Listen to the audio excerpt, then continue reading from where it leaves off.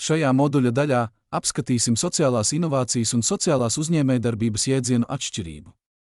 To darīsim, lai saprastu atšķirīgo šo jēdzienu pieeju tam, lai spētu izvēlēties vislabāko finansēšanas modeli. Jēdzienu atšķirības izpratne palīdzēs labāk orientēties daudzveidīgajā sociālo pārmaiņu iniciatīvu ekosistēmā, sākot no inovatīviem risinājumiem, kas risina sabiedrības problēmas, līdz uzņēmējdarbībai, kas meklē ilgtspējīgu sociālo ietekmi.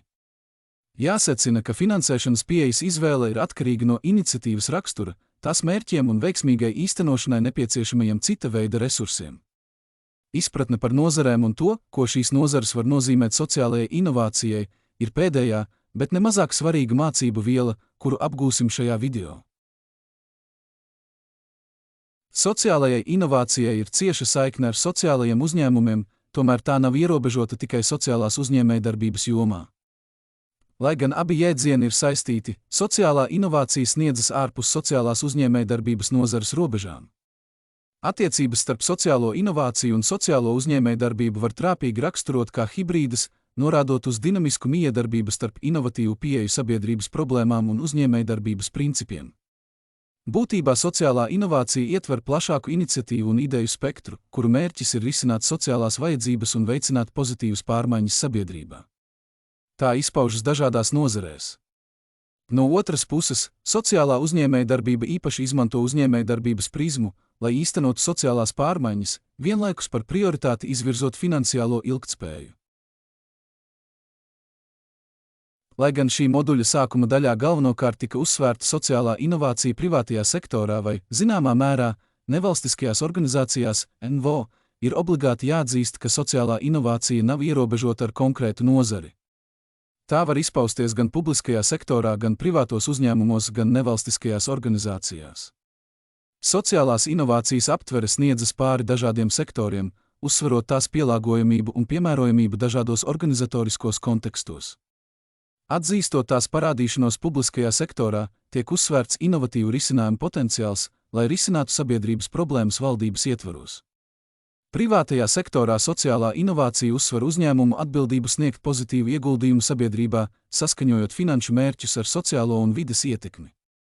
Turklāt nevalstiskajam sektoram joprojām ir būtiska loma sociālās inovācijas veicināšanā, jo organizācijas koncentrējas uz konkrētu sociālo problēmu risināšanu, izmantojot radošas un iedarbīgas pieejas.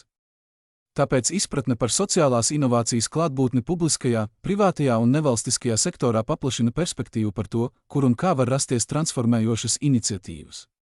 Tas uzsver nepieciešamību pēc sadarbības un kopīgas atbildības starp dažādu nozaru struktūrām.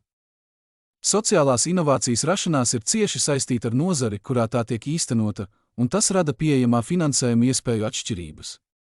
Nepastāv universāls finansēšanas mehānisms, finansējuma avoti ir atkarīgi no iniciatīvas veida. Daudzos gadījumos sociālās inovācijas iniciatīvas izmanto valsts dotācijas, labdarības ziedojumus vai līdzīgus finansējuma avotus, lai atbalstītu savus centienus.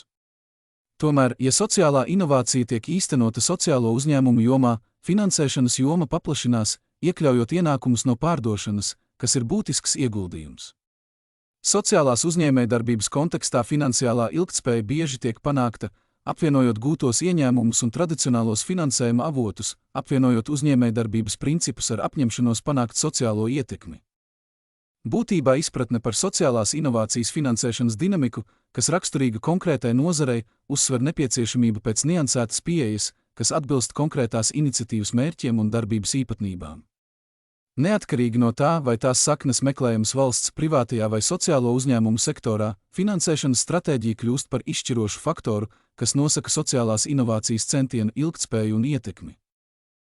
Attēlotais attēls ilustrē dažādus sociālās inovācijas finansējuma avotus veselības nozarē. Ir svarīgi atzīmēt, ka finansēšanas ainava var ievērojami atšķirties atkarībā no valsts un iesaistīto vienību juridiskās struktūras. Daudzos gadījumos šo finansējuma avotu kombinācija tiek izmantota, lai atbalstītu uz veselību vērstas sociālās inovācijas iniciatīvas. Nākamais aspekts, kam vēlamies pievērst uzmanību, ir tehnoloģiju nozīme sociālās inovācijas veicināšanā. Tehnoloģiju izmantošanu sociālās inovācijas jomā nosaka to spēju nodrošināt pielāgotu un viegli pieejamu risinājumu izstrādi indivīdiem. Turklāt tehnoloģijām ir lielāka iespēja padarīt šos risinājumus plaši pieejamus par ievērojami zemākām izmaksām salīdzinājumā ar tradicionālajiem pakalpojumiem. Tehnoloģiju iekļaušana sociālās inovācijas pasākumos motivē vēlme uzlabot personalizāciju, risinot sabiedrības problēmas. Tehnoloģiskie rīki un platformas ļauj radīt risinājumus, kurus var pielāgot individuālām vajadzībām un vēlmēm. Šis personalizācijas aspekts nodrošina, ka intervences pasākumi nav universāli, bet gan sarežģīti pielāgoti dažādu individu un kopienu īpašajām prasībām. Būtībā šī moduļa daļa sniedza holistisku skatījumu uz sociālās inovācijas atšķirībām un līdzībām, kas skar sociālo uzņēmējdarbību, uzsverot tās daudzpusīgo raksturu, finansēšanas stratēģijas un tehnoloģisko ietekmi. Šeit gūtās atziņas palīdz padziļināt izprast tās transformējošo potenciālu globālu sabiedrības problēmu risināšanā.